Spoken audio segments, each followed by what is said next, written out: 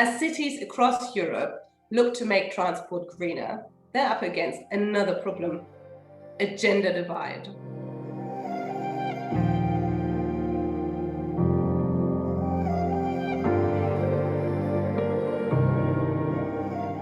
For decades, cars ruled when cities planned their infrastructure.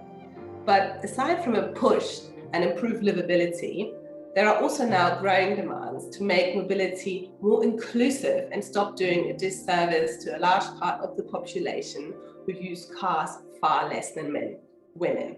Experts have long pointed out how lopsided urban planning is on the issue of gender. They blame the fact decision makers are predominantly male. What adds to the divide is that society puts different values on the needs of people in gainful employment versus the ones who do the unpaid care work. So the ones taking children to school, doing the shopping and so forth, which is predominantly women. As is so often the case in the gender debate, the bias is sometimes really difficult to make out because we simply accept the status quo and don't question it. But if you consider this, for example, in Germany, men on average travel twice as far by car as women. And across Europe, where there's good cycling infrastructure, like in Denmark or the Netherlands, women slightly outnumber men on bikes. If that's not the case, their number drops to about 30%. You could probably argue that these differences in mobility are very much rooted in how society is set up. Right across the EU, about 35% of working age women, that's not just women with kids, it's all women, they've got part-time jobs. So that means that their days are very different to men who are in full-time employment. They have multiple stops, often with a stroller and shopping bags. That also means they walk or take the bus much more often compared to men.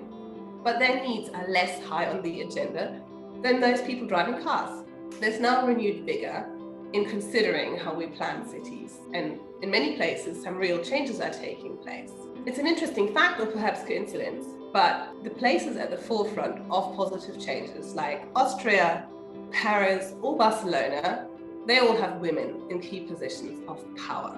In Paris, Mayor Anne Hidalgo, she's got a policy to ensure all residents live within 15 minutes of their daily activities. Barcelona, for example, is vastly expanding its superblocks, which restrict traffic to major roads. And in Austria, politicians there this year plan to give residents nationwide access to public transport for a flat annual fee of just €3 a day. And while there's pushback from some quarters to this notion that transport disadvantages women, it's clear that limiting cars makes for a more livable city for everyone. And the pandemic has helped in this sense.